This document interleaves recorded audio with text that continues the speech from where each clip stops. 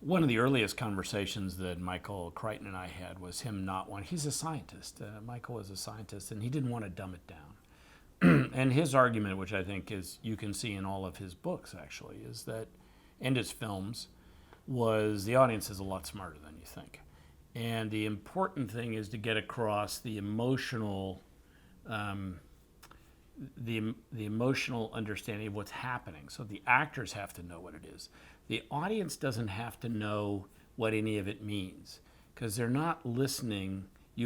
If Michael's point, which I think is exactly right, is, and we did a lot on West Wing as well, is that if you put it into words that aren't authentic, because the doctors wouldn't speak that way and the medical technicians wouldn't speak that way, but you put it into words where the audience feels like what they have to do is pay attention to it because you are explaining it to them in some sort of layman's language, then you actually remove the central thing that's happening in the scene, which is that the physicians and the other medical personnel in the room are discussing in a language intentionally designed for you to not understand it. So you're, as the audience member, should be in the position of the patient or someone else who's in the room who's trying to figure out what's going on. The difficulty was making certain that the actors always knew what the hell they were talking about. So we had early on medical consultants. There was always a physician on the set at all times.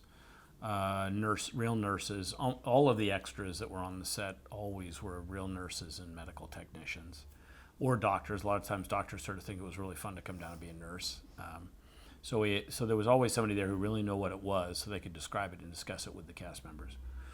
And then we had real physicians who were always in the writer's room, sometimes as researchers, but usually they were actually writers, and some of the best writers on the show were actually also physicians, and that includes Lance Gentile, who won the Emmy the first year, Neil Baer, who was my friend from fourth grade in Colorado, pediatrician, Harvard Medical School educated pediatrician.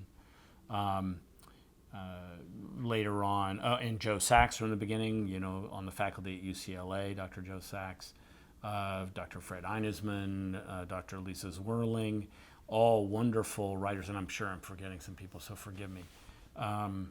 Wonderful people who, so in our room, in our writer's room, we had medical conversations. We had constant conversations about the research that we were doing and how we were going to incorporate that into the language that was being spoken, what would actually be said. One of the things I've discovered over the years is no matter what the subject is, if you want to talk to someone about what they do, most people at first will feel like, you don't really want to know what I do.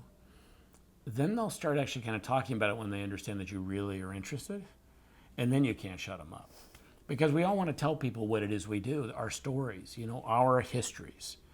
And so what would happen is we would have regular, sometimes it was pizza parties or whatever it was, where we would just get together. We would call a hospital and say, where you are, we want to come and, just buy some pizzas for whoever wants to come. We'll buy some beers.